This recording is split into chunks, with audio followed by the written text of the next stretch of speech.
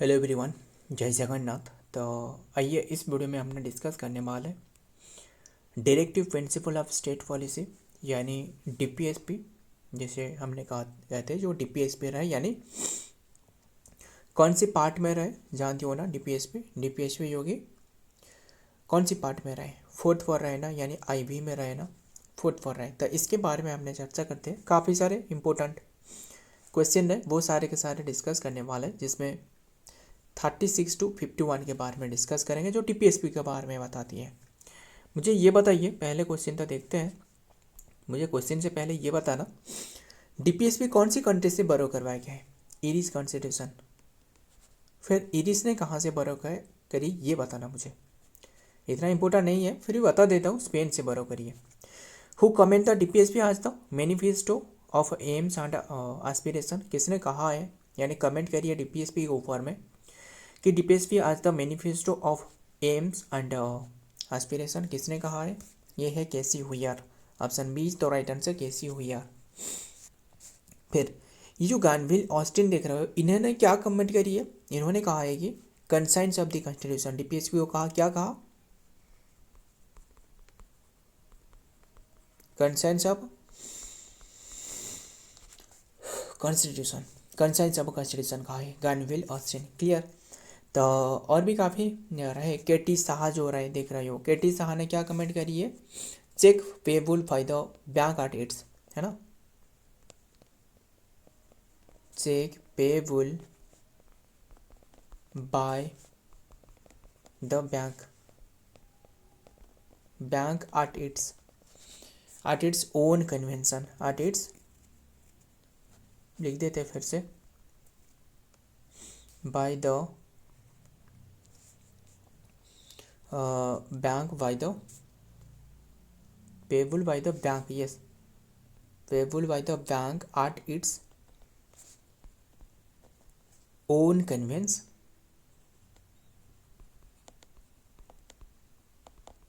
Clear. ये किसने comment करी है? केटी साहा ने। क्लियर, ध्यान में रखना।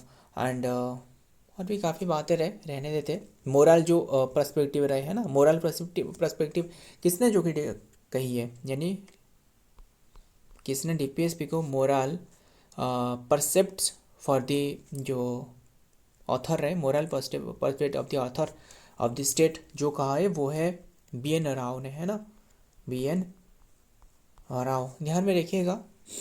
और भी काफ़ी बातें रहे। क्या मुझे ये बताइए, क्या डीपीएसपी जो रहे, क्या ये जस्टिसेबल है? आंसर है नहीं। DPSP are not justiciable in nature, है ना। जो डीएसपी नहीं, डीपीएसपी, क्या ये जस्टिसेबल है? आंसर है no, these are non justiciable in nature, justiciable nature. ध्यान में रखना। और भी काफ़ी बातें रहे। And non justifiable in nature means they are not legally जो कि enforce by any court. Clear, by court, जो कि ये एनफोर्सेबल नहीं किया जा सकता है कोई भी कोर्ट के द्वारा। क्लियर, इतनी सी बात ध्यान में रखना। तो और भी काफ़ी बातें रही, देखते हैं एक एक करके डिस्कस करेंगे ही सही। एंड नंबर 2 क्या रहे? Separation of judiciary from executive, जो कि इन हुई आर्टिकल। बैटरी भी ख़त्म होने वाला है, 14% रहे, जल्दी जल्दी कवर करते हैं। Separation of judiciary from the executive is in which article? कौन से आर्टिकल में रहे सेपरेशन ऑफ जुडिशरी? वो 15 में रहे। Option A is the right answer, 15 में सेपरेशन ऑफ जुडिशरी। फिर ये मुझे बताना, जो 51 में क्या रहे, बता सकते हो? इंटरनेशनल पीस एंड सिक्योरिटी, है ना, promotion of international peace and security. ये तो सारे के सारे ठीक है। मुझे ये बताना, जो डीपीएसपी रहे ना, असल में इसे क्लासिफिकेशन करी गई है ना, जानते हो ना। जो डीपीएसपी है रहे, क्या इसे क्लासिफिकेशन करी गई है? आंसर है यस,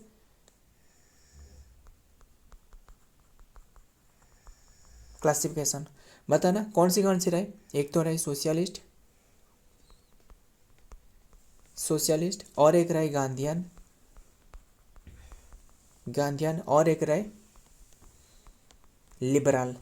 ये तीनों कैटेगरी करवाया गया है किससे? डीपीएसपी को, directive principle of state policy को।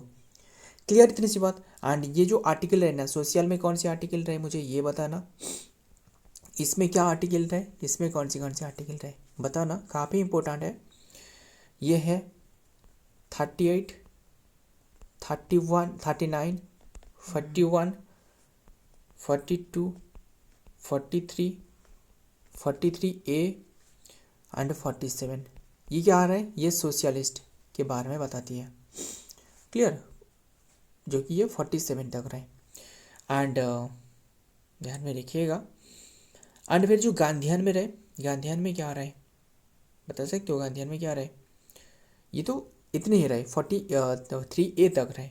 एंड गांधीयन में जो रहे वो रहे 40, 43 रहे, 46 रहे, एंड और क्या क्या रहे, 47 भी यहाँ रहे, एंड 48, यस यहाँ भी 47 रहे, यहाँ दोनों में 47 रहे। एंड जो लिबरल में कौन से आर्टिकल रहे वो है 44 के बारे में पता ही होगा, यूनिफॉर्म सिविल कोड है ना, पहले बार उत्तराखंड ने शुरुआत करी है एंड अभी के टाइम में गुजरात शुरुआत करने वाला है, ध्यान में रखना है। यूनिफॉर्म सिविल कोड मतलब एक ही जो कि नियम कानून रहे। एंड 45 है ना, इसमें जो रहे लिबरल के बारे में बात कर रहा हूँ। 48A जो स्लगटर के बारे में, जो एनिमल की स्लगटर को ख़त्म करते हैं ना। 49, 50, 51 ख़त्म, ये सारे के सारे लिबरल रहे। मुझे पहले ये बताना, ये क्लासिफिकेशन रहे, क्या ये कॉन्स्टिट्यूशन में मेंशन रहे? आंसर है नहीं, कॉन्स्टिट्यूशन में मेंशन नहीं है। जो ये क्लासिफिकेशन है ना, ये जो कि mention, it is not mention in classification, जो कि कॉन्स्टिट्यूशन, क्लियर, ध्यान में रखना, ये पूछा जा सकता है। तो ये social and Gandhian and liberal ये कैटेगरी करवाया गया है। देखते हैं the article for the separation of the judiciary from the executive in India is article जो कि 50 of the constitution and found in part IV and directive principle of state policy which direct जो कि the state to take step to separate them in the public service in ensure the judicial independence through the its guidance. बस ध्यान में रखना, आगे देखते हैं। Provision for the early childhood care education age in which article, ये रहे 45 में रहे।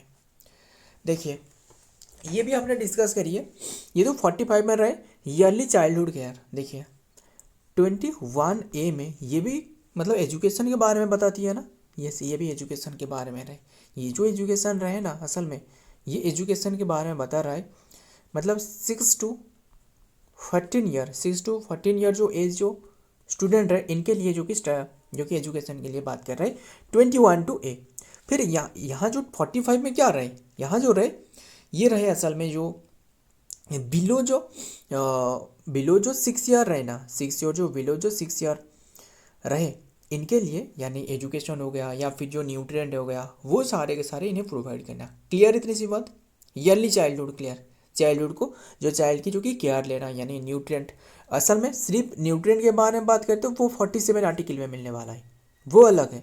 ये जो कि स्टूडेंट के लिए, यानी जो चिल्ड्रेन रहे इनके लिए ध्यान में रखना। ये इंक्लूड करी गई थी 86 है ना, 86 कॉन्स्टिट्यूशनल अमेंडमेंट जो कि एक्ट 2002 में ये इंक्लूड करी गई थी।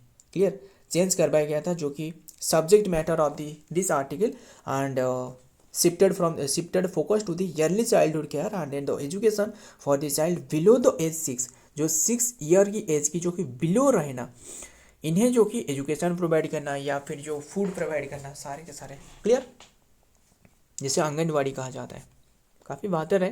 Provision for the early childhood care and education is in which article, तो ये डिस्कस तक करी, जो कि जिसे ECC कहा जा रहा है ना, ECC the provision for the early childhood care education the children below 6 years and in the article 45 in the Indian Constitution under the directive principle of state policy, ध्यान में रखना। एंड स्टार्टिंग द स्टेट जो कि endeavor the provide this way and then the, ध्यान में रखना, 86 constitutional amendment 2002 में include करी गई, which also made the education for the 6 to 14 year old जो फंडामेंटल राइट में जो कि 21A में इंक्लूड करी गई है। Clear. Number 4, promotion of education and economic जो कि interest of supreme court and, चलिए सुप्रीम कोर्ट नहीं, माफ करिएगा, ये है SC ST जो रहे ना, schedule caste and schedule tribe, इनके लिए जो कि प्रमोशन करना एजुकेशन के लिए, economic interest and weaker section के लिए। तो ये कौन से आर्टिकल में रहे? ये रहे कहाँ रहे? 46 में। 44 तो यूनिफॉर्म सिविल कोड है ना, तो ध्यान में रखना। फिर जो 48 रहे ये क्या रहे? 48 मुझे बताना, 48 क्या रहे? 48 रहे जो ऑर्गेनाइजेशन ऑफ जो एग्रीकल्चर है ना, लिख देता हूँ ना, organisation of agriculture and animal husbandry,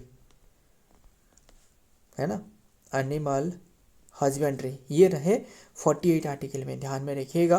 फिर 48A में क्या रहे मुझे बताना। 48A में प्रोटेक्शन ऑफ एनवायरनमेंट एंड जो फॉरेस्ट वाइल्ड लाइफ रहे ना,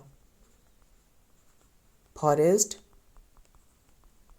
वाइल्ड लाइफ रहे ना, जो कि 48A में रहे, ध्यान में रखिएगा। एंड अभी तो हमने डिस्कस करी 50 में क्या रहे, 50 में जो कि रहे separation of judiciary from the executive, है ना, तो वो रहा है 50 में। 51 में इंटरनेशनल पीस एंड सिक्योरिटी, 51 में, ये ध्यान में रखना।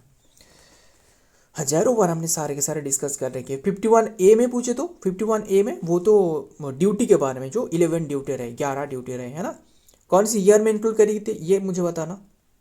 ये तो ठीक है, बताना कौन सी ईयर में, तो वो काफ़ी बातें रहे, है ना। एंड सरदार स्वर्ण सिंह की जो कि क्या था वो कंट्रीब्यूशन बताना। तो ये सारे के सारे ध्यान में रखना। एंड बात करें किसके बारे में बात कर रहे थे, ये हमने 46 तो डिस्कस करी। मुझे पहले ये बताना, ठीक है, 46 डिस्कस करी, जो कि प्रमोशन ऑफ एजुकेशन, जो कि वीकर सेक्शन यानी जो कि SC ST हो गया, इनके बारे में, जो वीकर सेक्शन के जो एजुकेशन, इसके बारे में प्रमोट करना। मुझे बताना क्या इससे पहले इनके बारे में, यानी जो SC ST के बारे में क्या पहले हमने पढ़ चुकी है। ये पता ही होगा ना, जो सुप्रीम कोर्ट, जरी बार बार सुप्रीम कोर्ट क्यों आ रहा है, ये जो शेड्यूल कास्ट रहे, असल में इससे जो कि 8 जो कॉन्स्टिट्यूशनल अमेंडमेंट एक्ट है ना, वहाँ जो कि इंक्लूड करी गई थी, क्लियर।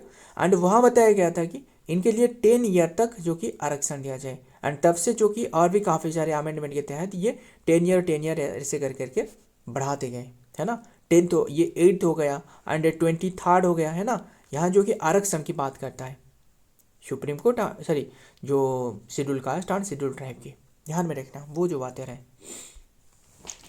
तो हमने इसके बारे में और भी पढ़ी है, कहाँ पढ़ी थी पता ही होगा ना, जो 15वीं रही, यानी 15th आर्टिकल में, है ना। 15th आर्टिकल में क्या था, 15th आर्टिकल में prohibition of discrimination on the grounds of religion, race, caste, sex and place of birth, है ना, कल हमने डिस्कस करी थी।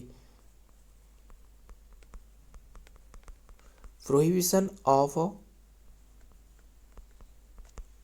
डिस्क्रिमिनेशन ऑन, जो कि डिस्क्रिमिनेशन जो कि ख़त्म करना, किसके ऊपर में सोचना, मतलब ध्यान रखना, on the on grounds of religion हो गया, रिलीजन के मुताबिक किसी को जो कि भेदभाव नहीं किया जा सकता है।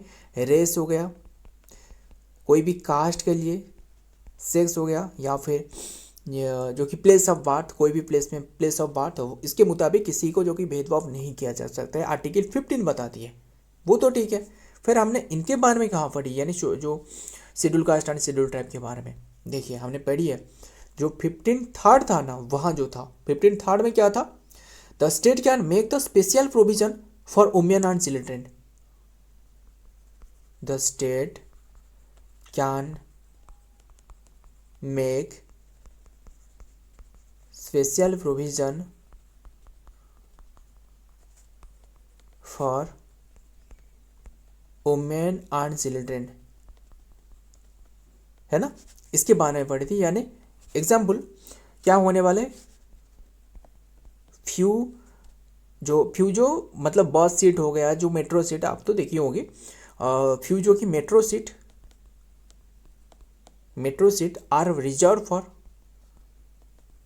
फॉर वुमेन के लिए रिजर्व रहती है ना, वो तो ठीक है। ये तो वुमेन के बारे में बात कर रहा है ना, यानी वुमेन के बारे में जो 15(3) में वुमेन के आरक्षण के बारे में बात कर रहे हैं ना, ये फिर ये जो SC ST के बारे में कहाँ रहे, 15(4) में रहे, सारे के सारे याद हो गया ना, क्लियर, ध्यान में रखना। 15(3) भी हमने आपको बता दी, 15 के बारे में बता दी, 15(1) एंड 15(2) क्या रहे वो आप नीचे कमेंट करना, अब पता चलने वाला है, मतलब आपके कितना याद है क्या नहीं है, कल भी हमने डिस्कस करी है ना।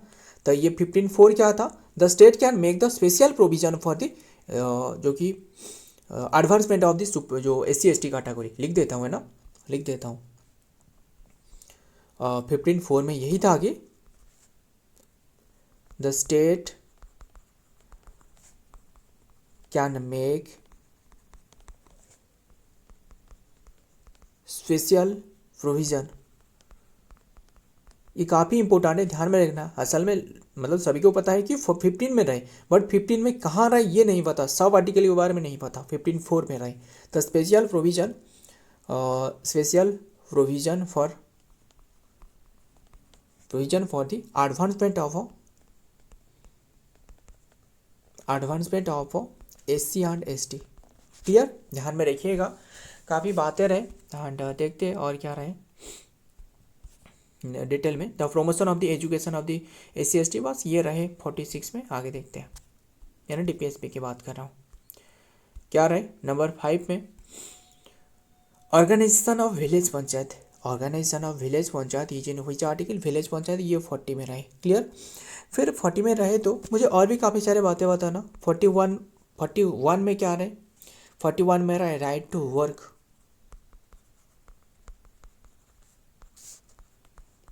Work, education and public assistance in certain cases. Clear, ये रहे 41 में। फिर 42 में क्या रहे, 42 में जस्ट एंड ह्यूमन जो वर्क रहे ना, just and human working condition. Clear, condition and जो मैटरनल लीव रहे जो वुमेन के क्षेत्रों में दी जाती है, जो मैटरनिटी रिलीव रहे, छुट्टी रहे। क्लियर, इतनी सी बात। 41 42 ये तो हमने डिस्कस करी है, ठीक है। 46 भी आपको बताया ना, अभी हमने डिस्कस करी, जो प्रमोशन ऑफ एजुकेशन ऑफ जो इकोनॉमिक जो SC ST कैटेगरी रहे है ना, SC एंड जो ST कैटेगरी, इनके बारे में जो एजुकेशन के बारे में। 48 में हमने क्या डिस्कस करी थी, वो 48 में डिस्कस करी थी कि organisation of agriculture and animal husbandry, है ना, एनिमल हस्बेंड्री के बारे में। फिर 48A एक था ना, ये 48A भी था, वो हमने डिस्कस करी थी प्रोटेक्शन ऑफ एनवायरमेंट एंड जो वाइल्ड लाइफ रहे, है ना, जो काफ़ी बातें रहे इसके बारे में। तो ये 43 हो गया, 41 हो गया, और क्या छूट रहा है हमसे, 43 बता देता हूँ। 43 में क्या रहा है पता ना, 43 में यही रहेगी लिविंग जो भत्ता रहे, यानी जो वेजेस रहे आपकी, जो कार्य की जो पैसा रहे, है ना, wages, living wages and decent working WRKING, है ना, वर्किंग कंडीशन, है ना, living wages and decent working condition, मतलब वर्किंग कंडीशन को सही ढंग से जो कि कंडक्ट करना है ना। तो ध्यान में रखिए आप। 51A में क्या रहे, 51A में तो आपको सभी को पता है, वो तो फंडामेंटल ड्यूटी के बारे में रहे, है ना। फंडामेंटल ड्यूटी कितने रहे, 11 रहे। तो देखते हैं क्या रहे, यही है। The organisation of village panchayat is detailed in article 14 में रहे of the Indian constitution, which is part of the directive principle of the state policy DPSP, guiding state of organize them as unit of the self government. However, the actual implementation and detail जो रहे structure come from the 73rd amendment 1992 के तहत ये include करी गई थी, पता ही होगा। And adding the part IV and article 443 to 443O में रहे, क्या रहे, जो कि पंचायत के बारे में, है ना, ध्यान में रखिएगा, जो किसके बारे में रहे, जो विलेज पंचायत के बारे में, है ना, 43 to 43O में रहे। फिर मुझे बताना 243P2 243ZZ ये क्या मेंशन रहे, मुझे बताना, नीचे कमेंट करना, ये आपके लिए होमवर्क क्वेश्चन रहे, बताना। तो ये बस ध्यान में रखना। आगे देखते हैं, हमने हजारों बार डिस्कस करी है ना। यूनिफॉर्म सिविल कोड, ये आर्टिकल तो 44 रहे, ये क्वेश्चन इतना इंपॉर्टेंट, बस इंपॉर्टेंट तो मैटर भी खत्म होने वाले, जल्दी जल्दी कवर करते हैं। तो आंसर B आंसर सही है। क्लियर, 44 में रहे। पहले किसने जो कि इम्प्लीमेंट करी है, उत्तराखंड। मुझे एक बताना, जो रूपकुंड रहे, रूपकुंड था ना, जो रूपकुंड जिससे स्केलेटन लेक कहा जाता है ना, रूपकुंड कौन से स्टेट में रहे, हमने ऐसे ही याद नहीं करी। रूपकुंड कहाँ रहे, उत्तराखंड में, रूपकुंड उत्तराखंड, ऐसे याद रखना, कैसे भी करके हमें तो याद ही रखना है। ये असल में एक लेक है ना रूपकुंड, जिससे स्केलेटन जो कि लेक कहा जाता है, काफ़ी सारे वहाँ स्केलेटन पाई जाती है ना, काफ़ी सारे स्केलेटन रहे, तो इसलिए स्केलेटन लेक कहा जाता है, ध्यान में रखिएगा। एंड और क्या बात करूँ, सारे के सारे तो डिस्कस कर लिए ना, ध्यान में रखिएगा। और 40 के बारे में डिस्कस करिए ना, ये जो 40 रहे 40 तो अभी हमने डिस्कस करी, वो ऑर्गेनाइजेशन ऑफ विलेज पंचायत है ना। एंड 48 तो अभी हमने डिस्कस करी, जो ऑर्गेनाइजेशन जो कि एग्रीकल्चर एंड एनिमल हस्बेंड्री के बारे में। एंड 48A में क्या मेंशन रहे, वो है प्रोटेक्शन ऑफ एनवायरनमेंट एंड जो वाइल्ड लाइफ रहे। 51 में DPSP के बारे में आगे देखते हैं। यूनिफॉर्म सिविल कोड, जो कि the uniform civil code UCC is mention in article 44 of the Indian constitution located in part IV, यानी 4th फॉर है, चौथे four. And directive principle of the state policy which direct the state to endeavor to secure for the citizens a uniform civil code and throughout the territory of the Indian, and then the personal matter like the marriage हो गया, divorce हो गया, है ना, inheritance हो गया, and aiming the equality to the जो कि national unity. Clear, national unity में सारे के सारे लोगों के लिए समानता रहे। मैरिज के लिए मतलब एज जो रहे वो भी डिफाइन होना चाहिए, सारे के सारे लोगों के समान है ना। जो 18 रहे वुमेन के लिए एंड मेन के लिए 21, ये तो पता ही होगा। मेल के लिए 21 एंड फीमेल के लिए 18 जो रहे वो सारे के सारे। एंड ये जानते हो ना, असल में जो क्या रहे, जो मुस्लिम की कैटेगरी में वो जो रहे वो तलाक होती है ना, तलाक तलाक तलाक 3 बार तलाक तो ख़त्म, इनकी मतलब डाइवोर्स हो जाती है ना, वो अलग रहे। तो इसीलिए ये सारे के सारे सभी के लोगों के लिए, मतलब इंडियन जो भी इंडियन है तो इनके लिए सारे के सारे एक ही नियम कानून हो। ऐसे नहीं है कि एक के लिए ऐसे, मतलब जो हिंदू रहे वो इनके लिए अलग हो, या फिर जो मुस्लिम रहे इनके लिए अलग, वो तो नहीं होना चाहिए, है ना। क्रिश्चियनिटी हो गया, ऐसे नहीं होना चाहिए। तो यूनिफॉर्म सिविल कोड कहा जाता है, पहली बार उत्तराखंड ने इम्प्लीमेंट करी थी। अभी के टाइम में जो कौन जो रहे, जो कि गुजरात भी इम्प्लीमेंट करने वाला है ना, ध्यान में रखना। देखते हैं जो कि definition of the state use in which article, definition of state, ये आर्टिकल जो कि 36 में रहे। सिर्फ ये 36 नहीं, आर्टिकल 12 में भी रहे, है ना, जो कि डेफिनेशन के बारे में। The article 36 of the Indian constitution define the state of the India, जो कि purpose of the directive principle of the state policy, part IV में रहे। And starting it has the same meaning आज the part, जो कि triple I, जो कि fundamental right में जो रहे वही मीनिंग रहे, which include the government and the parliament of India state and government and the legislative and the all local other जो अथॉरिटीज रहे with in India and under control in the inter, जो कि Indian government के द्वारा control में रहे। Clear. And definition क्या रहे, जो आर्टिकल 12 के बारे में बात कर रहा हूँ वहाँ भी रहे।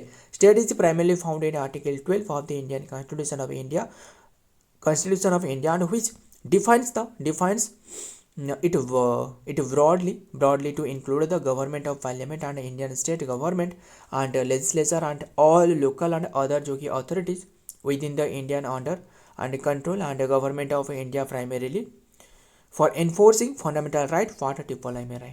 नेक्स्ट देखते हैं, ध्यान में रखिएगा। Number 8 fundamental duty is in which article, अभी बताइए 51A में रहे। क्लियर, फंडामेंटल ड्यूटी रहे, ध्यान में रखना। 50 क्या हमने डिस्कस करी, 50 हमने डिस्कस करी जो separation of judiciary from the executive, वो डिस्कस करी। 51 क्या था, वो था इंटरनेशनल, जो कि promotion of international peace and security, है ना। एंड 51 था, बस वो रहने देते। 52 आता ना, fundamental duty are listed under the article 41A and then the part IV में of Indian constitution added by the 42nd amendment, जो कि 1976 में ये ऐड करवाया गया था, विच ओब्लिगेट जो कि citizens to uphold national ideal protected to environment, safeguard public property and promote harmony among the responsibilities.